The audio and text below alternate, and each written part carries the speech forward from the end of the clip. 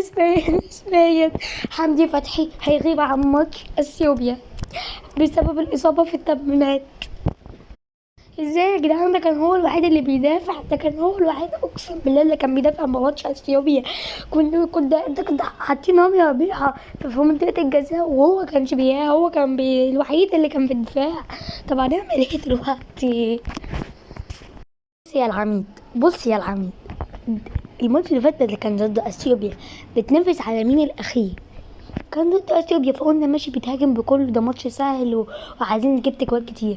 الماتش الجاي ده اللي بتنافسنا مين اللي هيصعد كاس العالم، مين اللي هيصعد كاس العالم. فانت ما تجيش تحط لي ال 88 لاعب في الهجوم وما تحطليش اللي كان بيدافع، اللي انت كنت حاطه بيدافع يتصاب.